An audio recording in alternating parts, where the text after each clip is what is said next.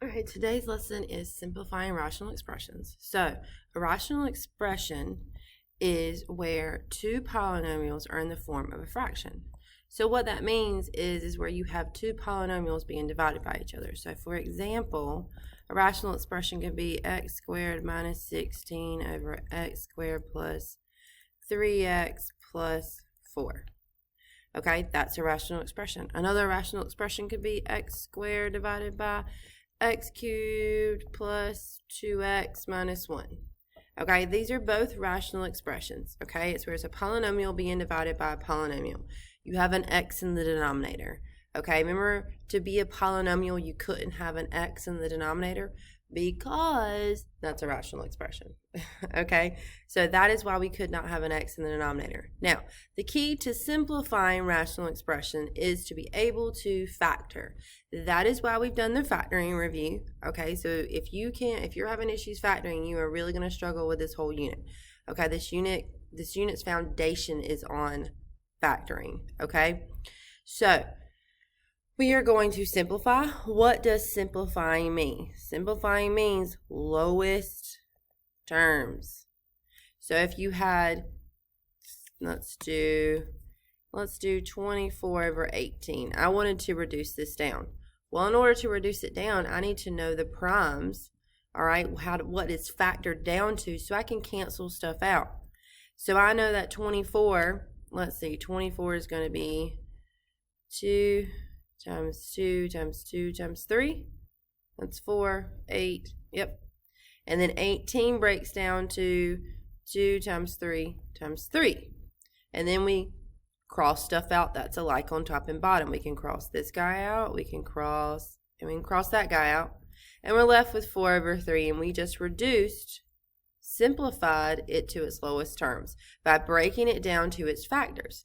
Well, that's what we're going to do with polynomial functions. We're going to break them down to their factors and then cancel the common factors on top and bottom, okay, and then we'll have reduced terms, okay? So the steps, I always like to give y'all steps when we're doing this stuff, okay? So our steps for today, okay? Step 1 is going to be the same throughout every lesson we're going to do. Step 1, factor. Factor everything, okay? We want to factor everything. All right? Once you factor everything, step 2 is cancel out like factors that are on top and bottom.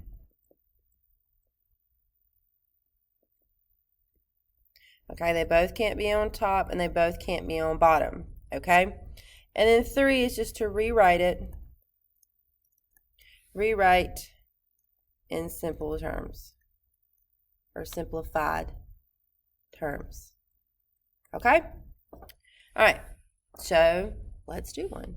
Now, the biggest step after, like when you factor, so the first step with factoring is to always see if there's a GCF first. Okay, before you do any factoring at all, GCF comes first. That's why it was your first lesson yesterday when you were doing the factoring review. Okay, always look for the GCF before you start doing any other factoring. Okay, so number 1 is going to be x squared plus 5x over x squared. All right, first look for a GCF. Do they have anything in common? Well, this term and this term, they both have an x, right? So I can pull an x out, and when you're factoring, you're dividing. So when I'm pulling that x out, I'm dividing by x. So now I have x plus 5 on top. X squared, break it down. That exponent means there's 2 of them. So I'm going to write x times x. Now we're going to cancel out any like terms that are on top and bottom. Well, the only thing I have alike on top and bottom is an x. Okay? You can't cancel the other x out because it doesn't have anybody. Everybody gets their own pair. Okay? So the simplest terms would be x plus 5 over x. And that would be your answer. Okay? All right, let's do another one. Number 2. It's going to be x squared minus 5x minus 6 over x squared minus 1. All right, so you learned how to factor that top. I need something that multiplies to give me negative 6 and adds to give me negative 5. Okay?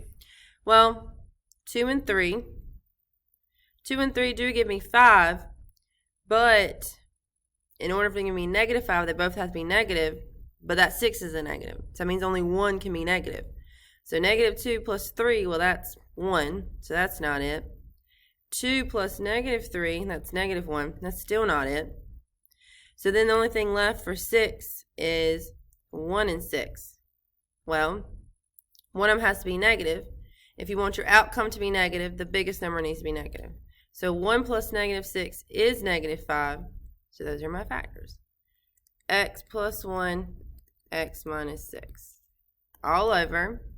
Now, x squared minus 1. Anytime you see x squared in just one number, you need to see if they're perfect squares. Can I take the square root of this number? Well, what's the square root of 1? 1. What's the square root of x? X. So this is a perfect square, and it's going to be x plus 1 and x minus 1. Cancel out any like terms that are on top and bottom, okay? And what I have is my laptop charging. There we go. I have an x plus 1 on top and an x plus 1 on top. So then I'm left with x minus 6 over x minus 1. And that is your answer. Okay? All right, let's keep going. So see how factoring is super important? Factoring is super important, okay? All right, let's do another one. Let's do x squared plus x minus 12 over x squared plus 7x plus 12. Okay, so I need something. So there's no GCF here, okay? They don't have anything in common, so I can't factor a GCF out. So I need to know what multiplies to give me negative 12 and adds to give me 1. Well, that's going to be 4 and 3, right? And then it wants this to be positive, so this one's negative and that's positive, okay? Next one, I need something that multiplies to give me 12 again, but adds to give me 7. Well, 4 and 3 still do that, and everything's positive, so they're both positive also, okay? All right, I cancel out like terms. I got a like term here, a like term here. So whatever's left over is going to be x minus 3 over x plus 3. And that's my answer. Okay? All right. Let's do, won't go away. Number 4. Number 4 is going to be x squared plus 6x plus 9 over x squared minus 9. All right, what multiplies to give me 9 and adds to give me 6? That's going to be 3 and 3, positive, positive. This one, remember I told you when we have an x squared and a minus a number, is 9 a perfect square? Yeah, the square root of 9 is plus or minus 3, so it's going to be x plus 3, x minus 3. Cancel out. Cancel out the x plus 3, cancel out the x plus 3. And I'm left with x plus 3 over x minus 3. Okay? And that's your answer. All right. Let's do another one. Let's see here. Let's do, this is number 5. We're going to do 4x squared plus 8x over x squared plus 6x plus 8. All right. Remember, always look for that GCF first. The top. Do they have anything in common? Yeah. They're both divisible by 4. And I can pull an x out. So I can pull a 4x out. So that means I'm going to divide each term by 4x. And that's going to give me x plus 2 over, all right, let's factor the bottom. What multiplies to give me 8 and adds to give me 6? That's going to be a 4 and a 2. Cancel out like terms. I'm going to cancel out the x plus 2. And whatever's left is my answer. So it's going to be 4x over x plus 4. Okay? All right, so let me pull up some examples from a Delta Math, because that's what you're going to be doing today. So you can make sure we're doing the same type of examples. All right, here we go. Let's go to green. All right, so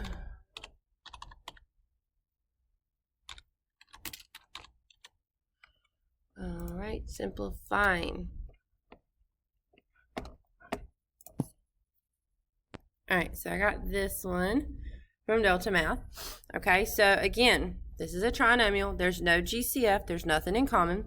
So I just need to figure out what multiplies to give me negative 28 and adds to give me positive 3. So I need something that multiplies to give me negative 28, but adds to give me positive 3. Well, 28 is going to be 7 and 4. That's the first thing that comes to my mind is 7 and 4. So let's say 7 and 4.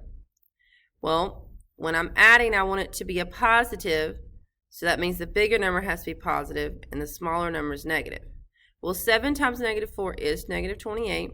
7 plus negative 4 is also positive 3. So those are my factors. X plus 7, x minus 4.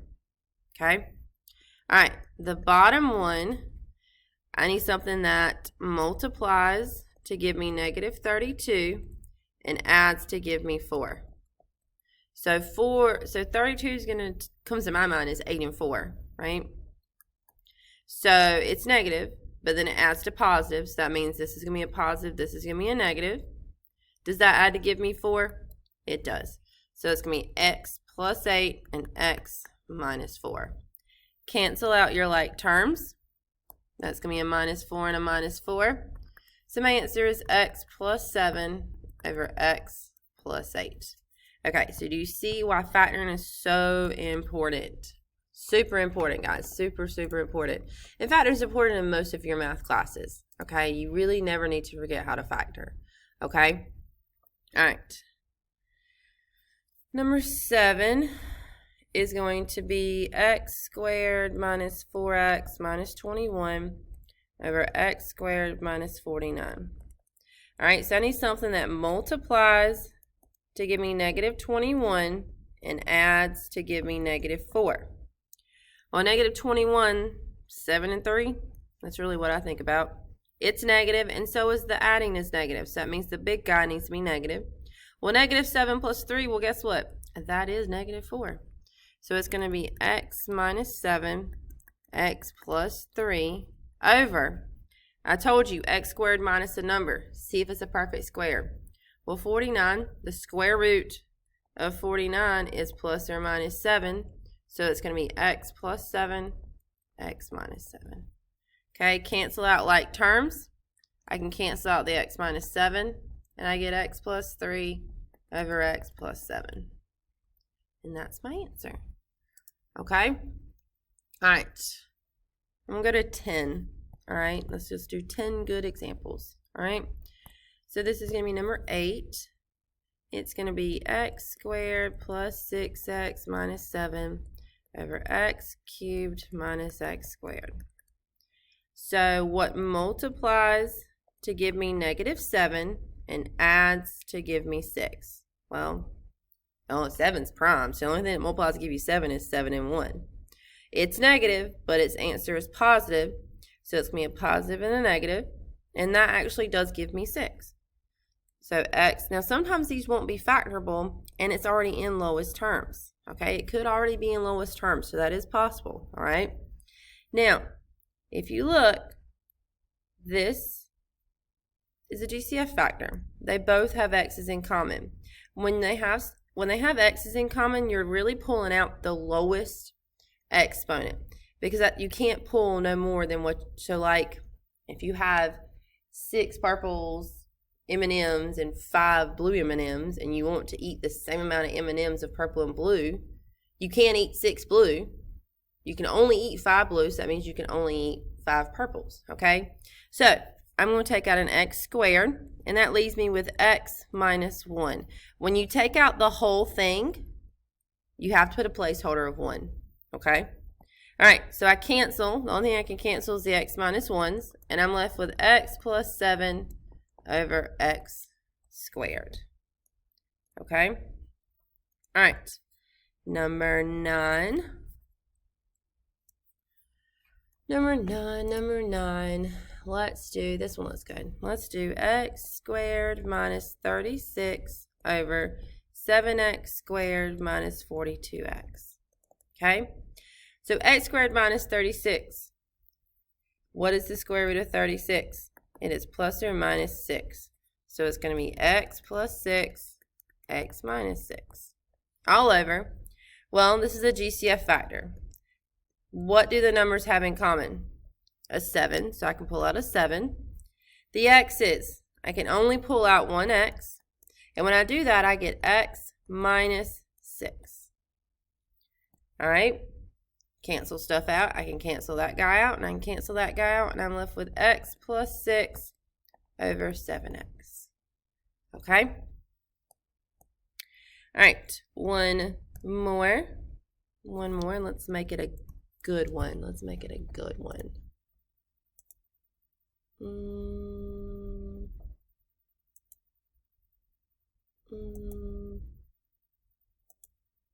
They're just all so good. I just don't know.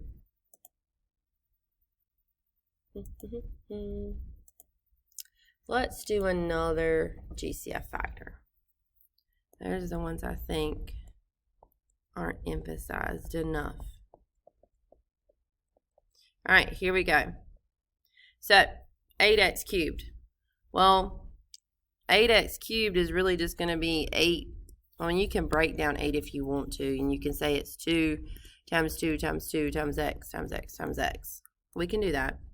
Now, if you look, both of them have a 24 in common, okay? X squared and x, I can only pull out an x. So I'm left with x plus 1. Now, 24, you can rewrite that if you want to, and we can write it as 2, so that'd be 2 times 2 times 2 times 3. Yes. All right. Cancel out your like factors. That goes, that goes, that goes, that goes, that goes, that goes, that goes, that goes. So I'm left with x squared over 3 times x plus 1. Okay? All right, so it's really just about breaking it down to its primes. Okay, it's about breaking it down to lowest possible terms. Now, I could have, so another way you could have looked at this was 8x cubed over when I pulled the 24 out. Okay, and what you would do here is you would reduce 8 over 24 like you do a fraction. Well, 8 over 24 reduces down to 8 goes into 8 one time, 8 goes into 24 3 times. The x cubed and the x, remember when you divide exponents you subtract? Well, 3 minus 1 would be x squared, and then you're left with x plus 1. And you see I got the same answer both ways, okay? So you could do it either way, all right? So let me know if you need any more help. Use the help button on Delta Math also. But yeah, that's it.